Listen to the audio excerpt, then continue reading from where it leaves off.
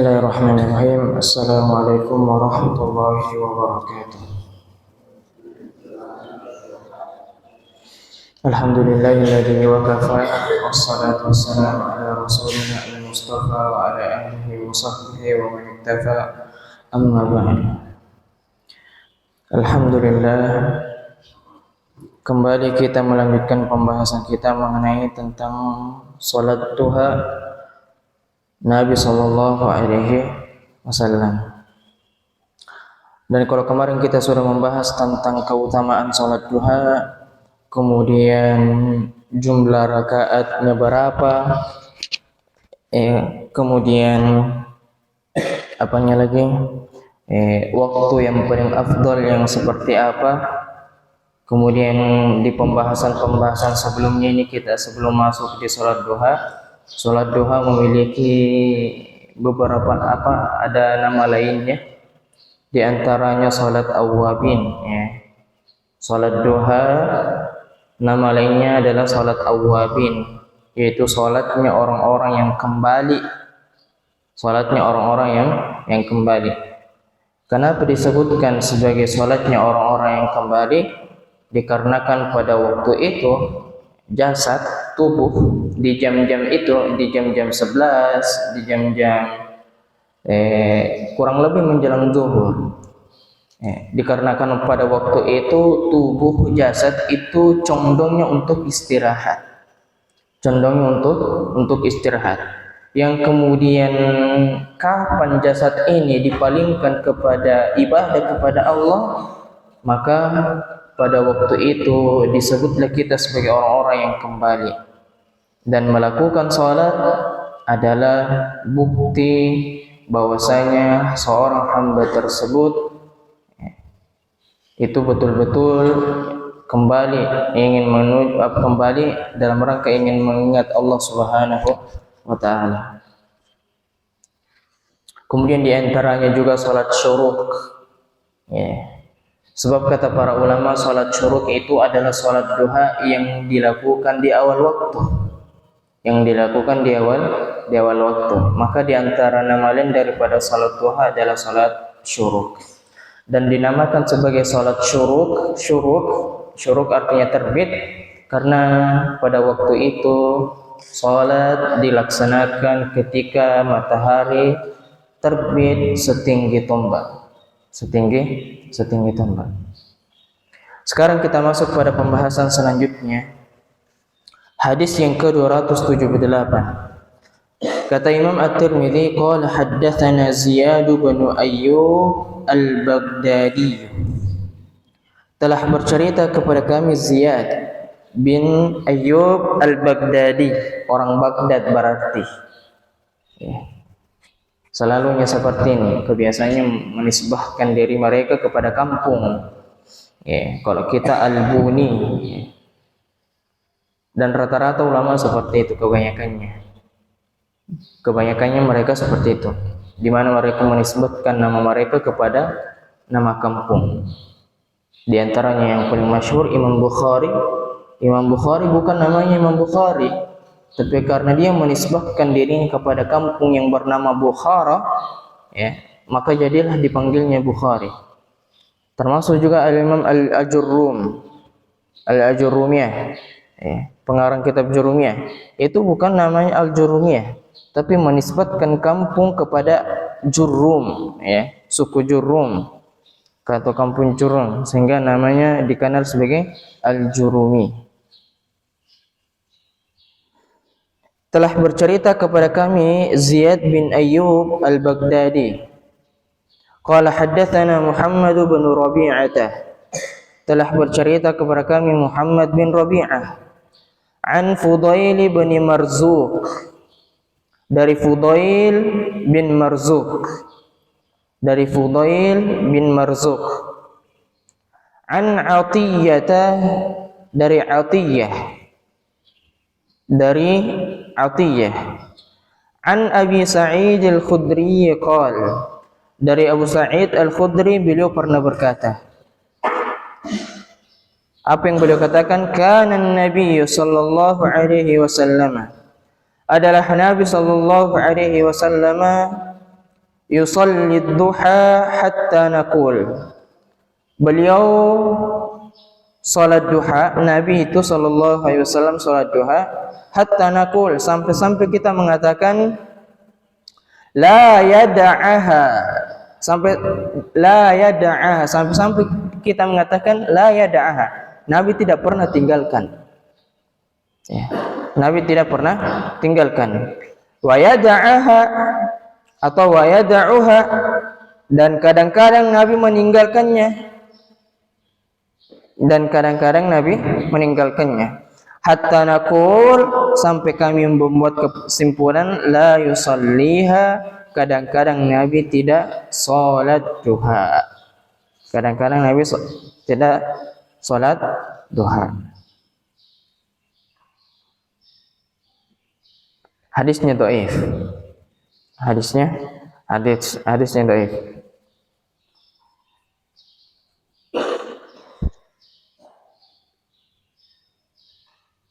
Kemudian hadis yang ke-279.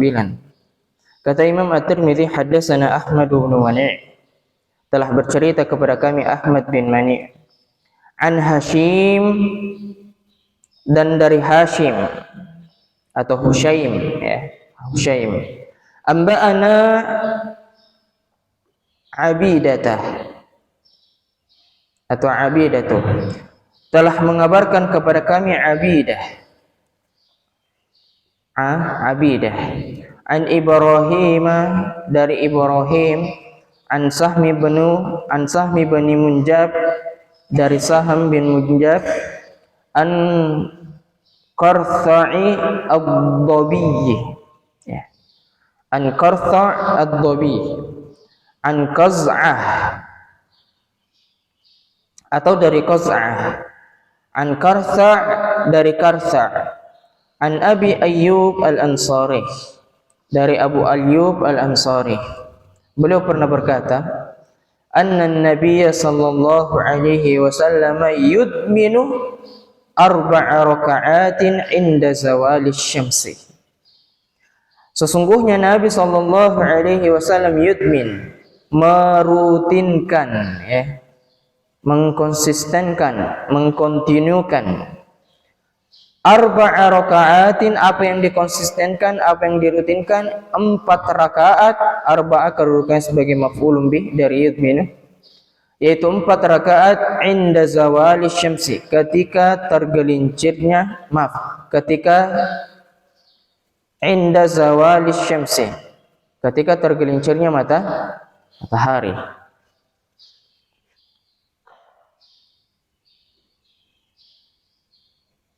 Ketika hendak tergelincirnya matahari. Fakultu, maka kata Abu Ayyub al-Ansari, ya Rasulullah, wahai Rasulullah,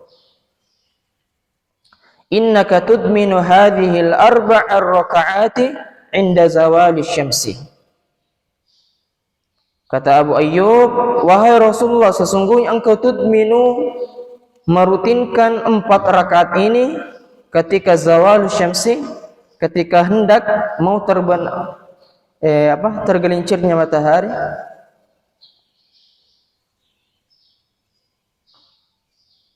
Faqala, maka kata Nabi sallallahu alaihi wasallam, artinya maksudnya Abu Ayyub, ada apa, ya begitu, kenapa Anda merutinkan 4 rakaat tersebut?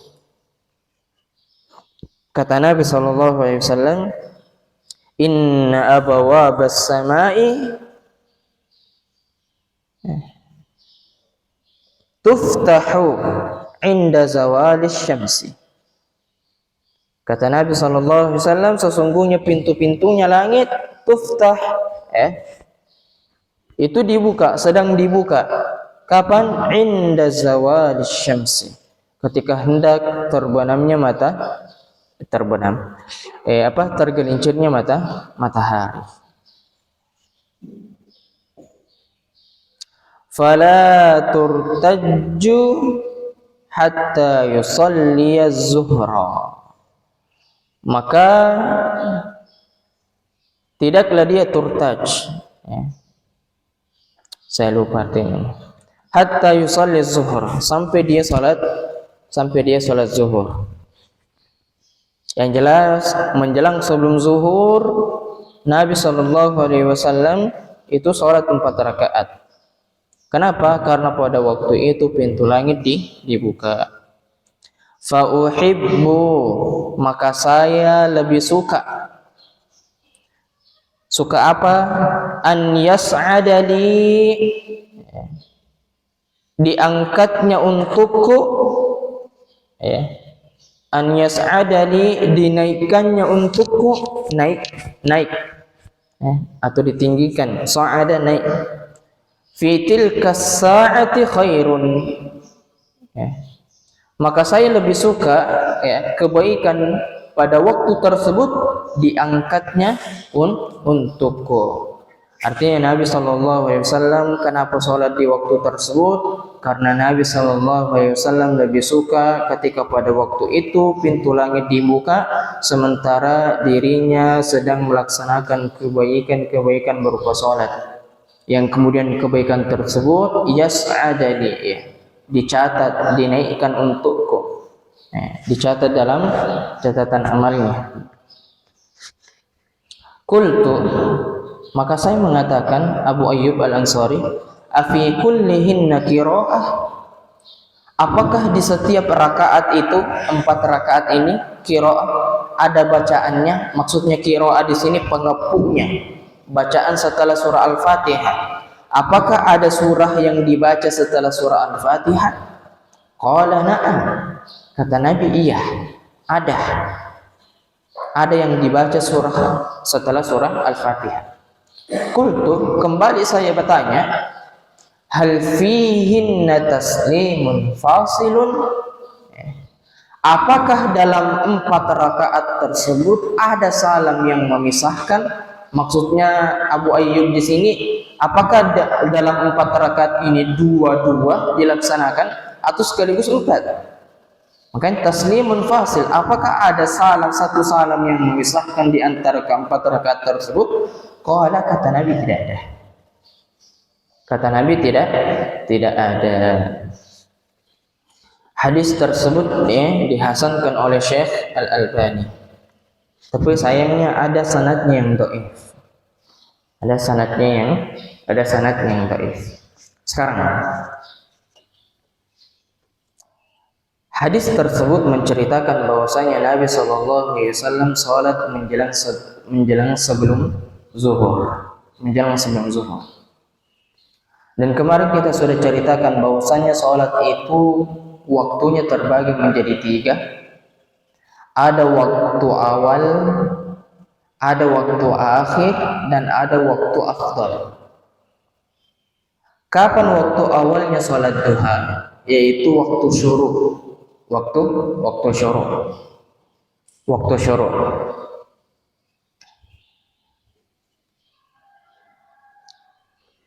Sekitar 1/4 setelah terbitnya matahari. Sebagaimana yang dikatakan oleh Syekh Muhammad Ibn Shalih Al-Utsaimin dalam kitab Syarhul Mumti', beliau mengatakan bahwasanya waktu salatid duha min tulu'isy syamsi. Waktu awal masuk salat duha yaitu dari terbitnya matahari. Dari terbitnya matahari.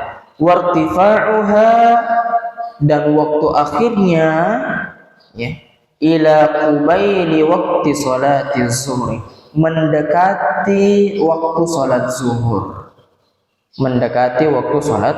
Salat zuhur. Kemudian dalam hadisnya Nabi bahwasanya salat duha yang paling afdal yaitu ketika ishtidadu harris syamsi, ketika sinarnya matahari itu sangat menyengat, sangat panas. Jadi waktu awal tadi ketika terbitnya matahari, waktu akhirnya menjelang sebelum salat zuhur, waktu afdalnya ba'da ishtidadil harris syamsi. ketika setelah terik matahari itu panas. Kata Nabi SAW dalam hadisnya, "Salatul awwabina hina tarmadul fisal." Salatnya orang-orang kembali, salatnya orang-orang awwab, maksudnya di sini salat duha, kapan? Ketika anak-anak onta itu sudah merasa kepanasan. Sudah merasa kepanasan. Dijelaskan oleh ulama, kapan onta-onta, anak-anak onta ini merasa panas? Ya. Dijelaskan oleh ulama, yaitu sekitar nisful waqti baina tulu'i syamsi wa salati zuhri, yaitu dibagi dua, setengah waktu antara terbitnya matahari dan sebelum masuk sholat zuhur. Dibagi dua itu. Jadi taruhlah sekarang terbitnya matahari itu di jam 6. Di jam 6 lewat sekian. Jam 6, taruhlah jam 6 lewat berapa? 10. Itu waktu awal sholat zuhur. Kapan sholat zuhur di sini? Jam berapa sholat zuhur di sini? 12 berapa? 10. Taruh 12.15. Taruh 12.15. Maka kita bagi dua. Berarti 6, 7, 8, 9, 10, 11, 12. Kemudian masing-masing 6 lewat 15, 12 lewat 15. Maksudnya ada setengah jam. Berarti 7 jam. 7 jam kita bagi dua. Berarti 6, 7, 8, 9, 10, 11, 12 dibagi 2 berapa? Ya, 3. Berarti mulai dari 6, 7, 8, 9. 9. Karena masih ada setengah jamnya 30. 15 menitnya jam 6 dan 15 menitnya jam 12. Maka sekitar setengah 10. Setengah 10 kalau mau kita hitung-hitungan. Di situ waktu sholat duha yang paling afdal. Setengah 10 atau jam 10. Karena apa? Di antara ulama merincikan kapan itu, kapan terik matahari itu mulai memanas, panas sekali, ya. Nisful waqti baina tulu'i syamsi wa salatiz zuhur. Yaitu setengah waktu dibagi dua antara terbitnya matahari dan ketika hendak melaksanakan sholat zuhur. Ya kurang lebih setengah 10 atau jam 10. Itu waktu sholat duha yang paling afdal. Nah, sekarang apa rinciannya sebelum sholat zuhur, waktu akhir sholat duha sebelum sholat zuhur? Syekh Muhammad bin Shalih Al-Utsaimin beliau mengatakan dalam kitabnya Syarhul Mumti tadi, beliau mengatakan wa qaddarahu Syekh Ibnu Utsaimin bi annahu ba'da syuruqi syamsi bi rubu'i sa'atin. Bahwasanya awal mula salat zuha itu ketika terbitnya matahari 1/4 setelah terbitnya matahari. Ya kurang lebih 15 menit atau 10 menit setelah terbitnya matahari. Ila qubaili salatiz zuhri, sampai sebelum mendekati waktu masuknya salat zuhur dilaksanakan. Kapan itu? Dirincikan di sini bi asyri daqaiq. 10 menit menjelang sebelum salat zuhur, maka itu batas akhir salat duha. 10 menit. 10 menit sebagaimana yang beliau katakan dalam Syarh Al-Mumti'. Ya. Jadi 1/4 setelah terbitnya matahari, di situ mulai awalnya salat duha. Kemudian nanti sebelum salat zuhur 10 menitnya, ya, maka itu masuk akhir waktu salat duha. Kenapa diberikan jadi 10 menit? Karena ketika seseorang sholat di waktu pas-pas matahari di atas ubun-ubun, maka itu adalah waktu dilarangnya seseorang sholat. Dilarangnya kita sholat ketika matahari pas-pas berada di atas ubun-ubun kita. sama sekali belum tergelincir. Makanya Syekh memberikan batasan 10 menit sebelum azan, maka itu termasuk waktu batas akhir daripada salat duha.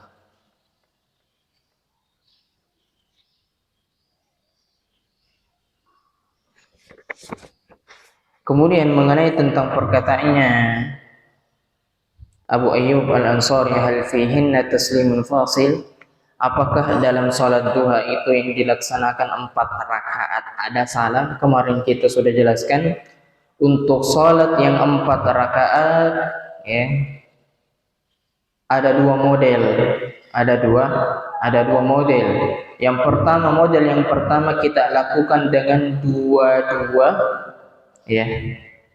Artinya setelah 2 rakaat kita pisah dengan salam, kemudian bangkit, ambil rakaat yang pertama, ambil salat yang baru, kemudian kita laksanakan lagi 2 rakaat. Ini cara yang pertama. Adapun cara yang kedua, ketika kita ingin melaksanakan salat yang 4 rakaat, maka kita boleh habiskan langsung 4 rakaat. 4 rakaat. 2 kali tasyahud, 1 salam. Sebagaimana layaknya salat zuhur dan asar dan isya. Tapi yang membedakan semua itu adalah niat. Kalau kita mau ingin salatnya salat duha dengan gaya rakaat 4 rakaat, kemudian tata caranya 4 rakaat sekaligus, tapi tetap 2 tasyahud ya. Setiap 2 rakaat tasyahud, maka ini juga dibolehkan. Akan tetapi yang paling afdal dalam masalah ini yaitu di mana kita melaksanakan salat sunnah dengan cara dua-dua. Sebab Nabi SAW mengatakan salatul laili wan nahari masna masna. Salat di malam hari dan di siang hari, salat sunnah itu dilaksanakan dengan cara 2 kali 2 rakaat 2 rakaat 2 rakaat. 2 rakaat salam, 2 rakaat salam. Akan tetapi Nabi pernah mengerjakan hal yang seperti ini, yaitu 4 rakaat 1 kali salam. Tapi Nabi SAW kadang-kadang, tidak setiap kali. Karena kembali ke yang pertamanya, bahwasanya yang paling afdal yang kita laksanakan yaitu salat 2 rakaat. Allahu a'lam. Kemudian hadis yang ke-280. Kata Imam At-Tirmidzi, haddatsana Muhammad bin al-Musanna, telah bercerita kepada kami Muhammad bin al-Musanna. Qala haddatsana Abu Dawud, telah bercerita kepada kami Abu Dawud. Qala haddatsana Muhammad bin Muslim bin Abil Waddah, telah bercerita kepada kami Muhammad bin Muslim bin Abil Waddah. An Abdul Karim Al-Jazari, dari Abdul Karim Al-Jazari. An Mujahidin, dari Mujahid. An Abdullah bin As-Sa'ib, dari Abdullah bin As-Sa'ib. Anna Rasulullah sallallahu alaihi wasallam kana yusalli 4. Sesungguhnya Nabi sallallahu alaihi wasallam salat 4 rakaat. Ba'da an tazula asy-syamsu qabla az-zuhri, setelah terbitnya matahari sebelum salat zuhur. Wa qala, dan beliau mengatakan, innaha sa'atun tufattahu fiha abwabus sama'i. Sesungguhnya di waktu ini ya, menjelang sebelum salat zuhur, itu pintu-pintunya langit sementara dibuka fiha, pada waktu tersebut. Fa uhibbu, maka saya suka, cinta, an yas'adani, diangkatnya untukku, fiha amalun salihun, di waktu itu apa yang diangkat? Amal saleh. Hadis tersebut ya kurang lebih senada dengan hadis yang kita baca sebelumnya. Isnaduhu hasan. Isnaduhu hasan. Akan tetapi Syekh Albani mensahihkan hadis tersebut dalam Sahih At-Targhib wa Tarhib.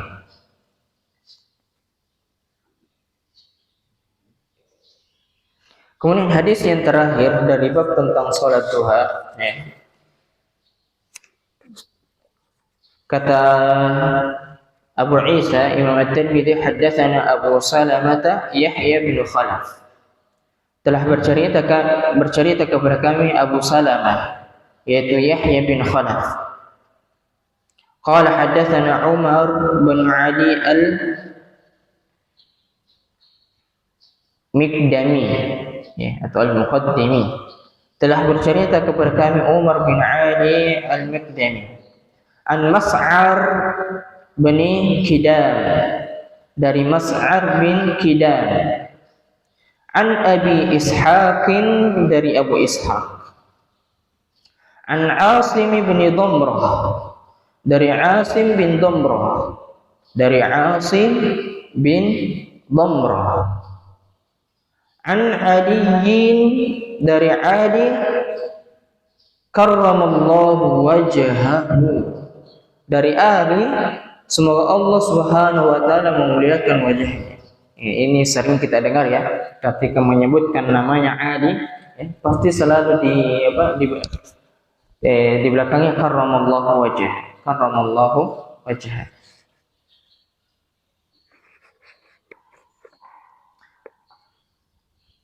Beliau pernah berkata, yaitu Ali bin Abi Thalib, annahu kana yusalli qabla az-zuhri arba'an. Bahwasanya beliau pernah salat sebelum salat zuhur 4 rakaat. 4 rakaat.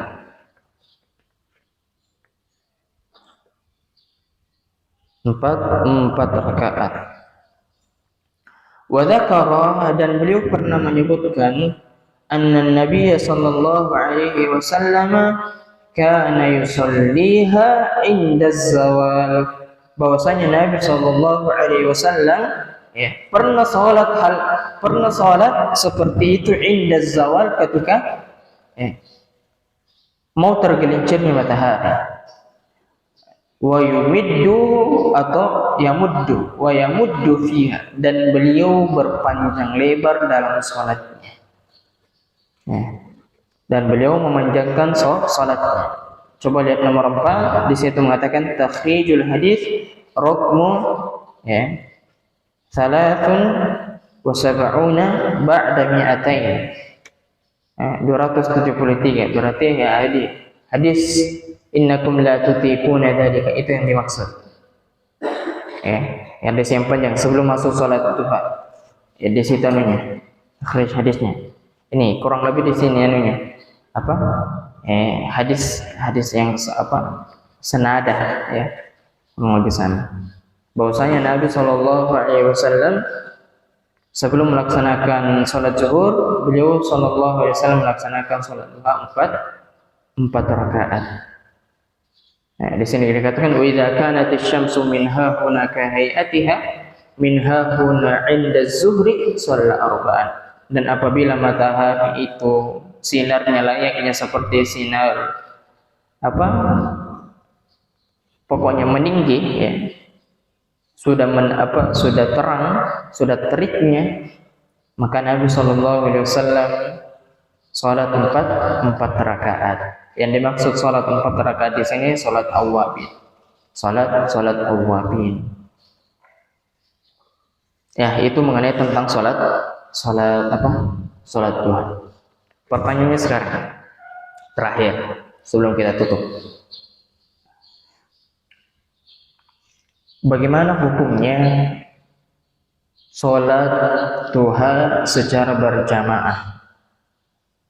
Bagaimana hukumnya sholat duha secara berjamaah? Sebab yang kita pernah lakukan mungkin ketika di waktu SD, SMP, bahkan SMA sekalipun, guru-guru kita menganjurkan kita sebelum masuk kelas terlebih dahulu sholat duha. di masjid, di musola sekolah. Dan ketika kita melaksanakan sholat duha, maka di antara teman-teman kita menganjurkan kita berjamaah, atau bahkan guru kita menyuruh kita untuk berjamaah dengan alasan, dengan dalih bahwasanya ketika kita berjamaah bahwasanya pahalanya banyak. Sebagaimana layaknya sholat berjamaah, maka pahalanya lebih banyak. Tapi pertanyaannya sekarang, betul tidak bahwasanya sholat duha itu boleh dilakukan secara berjamaah atau tidak?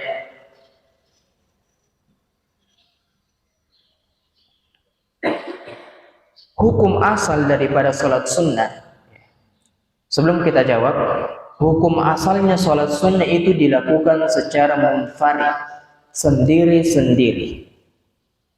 Sholat sunnah hukum asalnya dilakukan secara munfarid, sendiri-sendiri, sampai ada dalil yang membolehkan, yang menganjurkan, yang memerintahkan kita untuk melakukannya secara berjamaah. Contoh seperti sholat tarawih, ya, seperti sholat Id, baik itu adha maupun fitri, dan sholat-sholat sunnah yang lainnya yang memang dalil perintahkan kita untuk berjamaah. Sholat gerhana, baik itu matahari maupun bulan, sholat istisqa, itu kan semuanya sholat-sholat sunnah, tapi dalil memerintahkan kita untuk berjamaah. Tapi kaidah asalnya bahwasanya hukum sholat sunnah dilaksanakan dalam keadaan munfarid, sendiri, sampai ada dalil yang menerangkan, yang membolehkan, yang menjelaskan bahwasanya sholat tersebut diperbolehkan dalam keadaan berjamaah. Pertanyaannya, ada tidak dalil yang menunjukkan bahwasanya Nabi Shallallahu Alaihi Wasallam sholat duha dalam keadaan berjamaah?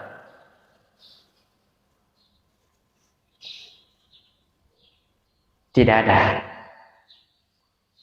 Tidak ada. Maka dalam masalah ini hukum asalnya sholat duha itu dilaksanakan secara sendiri-sendiri, termasuk perkara sholat tahajud. Sholat tahajud, hukum asalnya dilaksanakan secara sendiri-sendiri. Tapi pertanyaan, boleh tidak untuk kita laksanakan secara berjamaah? Jawabannya boleh. Jawabannya boleh. Jadi boleh kita melaksanakan sholat duha, sholat tahajud, qiyamul lail secara berjamaah. Boleh. Tapi kebolehannya ini sesekali. Sesekali. Tidak dilakukan terus menerus. Setiap ketika kita ingin masuk ke dalam kelas, kita sholat duha secara berjamaah terus. Mulai dari Senin sampai hari Sabtu, umpama kata. Ya, kita laksanakan sholat duha di sekolah dalam keadaan berjamaah, tidak. Kemudian alasan yang kedua, boleh kita sholat duha secara berjamaah dalam rangka untuk mengajarkan anak-anak murid kita, santri-santri kita atau siswa-siswa kita. Maka ketika seorang guru memberikan arahan kepada muridnya dalam rangka untuk berjamaah sholat duha, maka itu boleh, tapi kebolehannya dilakukan sesekali dalam rangka dengan tujuan untuk pembiasaan kepada seorang siswa tersebut, supaya ketika dia sudah terbiasa nanti tidak usahnya lagi berjamaah. Dan ini sebagai pendidikan juga, maka ini boleh dilaksanakan secara berjamaah, tapi tidak dalam terus menerus, tidak. Paham ya? Sebagaimana yang dikatakan oleh Syekh Ibnu Utsaimin dalam Majmu' Fatawanya, beliau mengatakan annahu la ba'sa ay yusalliya al-jama'ah ba'd an-nawafil annahu la ba'sa an yusalli al-jama'ata ba'd an-nawafil jama'atan, bahwasanya tidak ada masalah ketika sebagian sholat-sholat sunnah itu dilaksanakan secara berjamaah, tidak ada masalah. Walakin ada syaratnya, akan tetapi la takunu hadhihi sunnatun ratibatun, akan tetapi ketika dilaksanakan secara berjamaah bukan berarti kita menjadikan ini sebagai sunnah rawatib, artinya terus menerus kita lakukan. Kullama sallu sunnata salluha jama'atan. Bukan berarti ketika mereka sholat sunnah berjamaah maka mereka laksanakan terus secara berjamaah. Tidak, ini yang salah, ini yang kurang tepat. Kenapa? Li'anna hadza ghairu masyru'. Karena sholat sunnah yang dilakukan secara berjamaah tanpa ada dalil tegas menunjukkan secara berjamaah sholat tersebut kemudian dilaksanakan secara berjamaah, maka ini sesuatu hal yang tidak disyariatkan. Maka sesekali dalam rangka pengajaran, pembentukan karakter, pembiasaan kepada siswa-siswi untuk sholat duha, sekalipun itu qiyamul lail, sholat tahajud, maka boleh dilaksanakan secara berjamaah dengan syarat tidak boleh terus menerus kita dawamkan setiap saat ketika ingin sholat duha dilakukan secara berjamaah. Sebab hukum asal daripada sholat sunnah itu dilaksanakan secara sendiri sampai ada dalil yang mengalihkan kita untuk kita laksanakan secara berjamaah sebagaimana contoh-contoh yang kita sebutkan tadi. Wallahu ta'ala a'la wa a'lam. Insyaallah akan kita lanjutkan pada bab selanjutnya. Naktafi bihadzal qadar. Subhanakallahumma wa bihamdik asyhadu an la ilaha illa anta astaghfiruka wa atubu ilaik. Wassalamu alaikum warahmatullahi wabarakatuh.